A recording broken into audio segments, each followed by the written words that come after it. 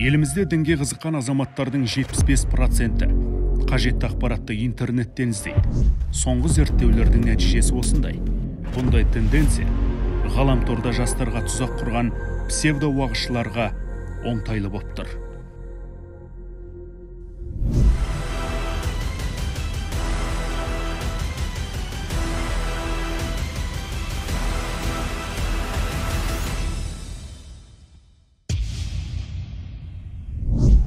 Бүлікті іздеп, дүниені көздеп, талайды орға жыққан қылмыскерлердің саусағына жіпсіз маталғандардың бірі Фазылжан Нигматов.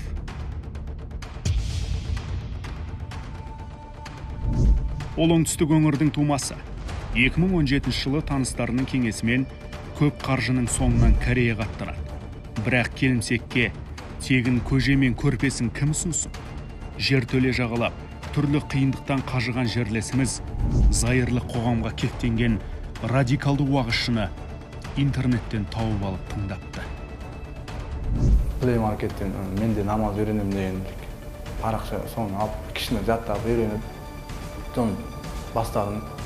Сөйтіп сол Абу Ханифа мазхабы бойынша бұрын кішкентай оқып тастап кетіп, сондай жүргенбіз.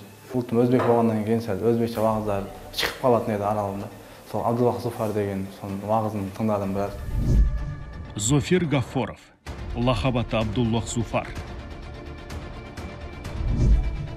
Өзбекстан Республикасы Самарқанд облысында дүниеге келген Зофир 17 жасында Каирға аттанады. Орталық Азиядан шыққандардың арасында псевдосалафизм идеологиясын таратады. Осылайша Даиштың қанды қасап әрекетіне жанкештілерді тартады.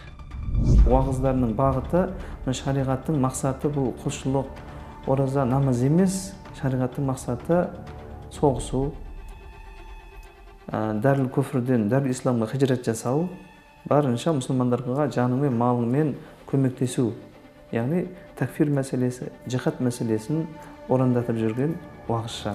Бұл салафизмнің аты барды заты жоқ. Жекелеген шейхтардың идеологиясы.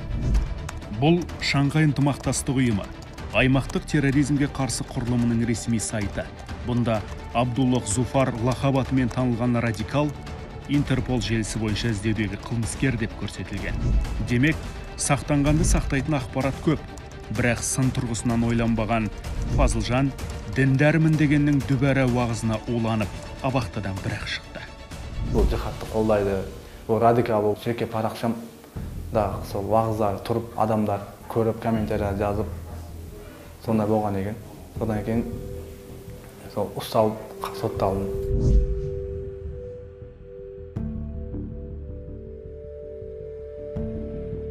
Абай ілімі бойынша адамның үш болмысына сәйкес надандықтың да үш деңгейі болады. Біріншісі физикалық деңгейдегі надандық. Бұл надандық хат танымайтын сауатсыздықтан басталады. Екіншісі ақыл-ес деңгейіндегі надандық. Яғни әлем заңдылығын білмеу, не мойындамау. Үшіншісі рухани надандық. Бұл кезде Алланың бір екені ұмытылып, дін саясат құралына айналады. Бұндай дерт басында ми жоқ, өзінде ой жоқ, псевдошейх айтса көнетін, айдағанына жүретін деструктивті діни ағымды дендеп алған. Кейбір дінді түсінбеген жастарымыз шетелдерден тыңдап, еліктеп, жаңа ерегісіп, мен Абу Ханифа мазхабында емеспін, мен жаңағы Хамбали мазхабында дейді. Өздері бір оқыған не медресесі, не оқыған бір бакалавр несі діни сауаты жоқ, бір мазхабты толығымен білмейді. Кеше күні жаңағы Сирияға кеткен еді, ары енді болса елдің арасында бүлік. Ол жаңағы дінді де білмейді, әдет-ғұрыпты да білмейді, тарихты да білмейді, дәстүрді де білмейді, бұл елдің амандығын да білмейді, саясатты да білмейді, еш нәрсені білмейді. Сома жаңағы әркімнің сөзіне еріп не жүреді. Фазылжан өзіне өзі жау болғанын түрмеде түсінді. Терроризмді насихаттаған жерлесімізбен қазір теологтар жұмыс істеуде. Экстремистер тұзағына оңай түскен оны оңалту оңай болмасы анық.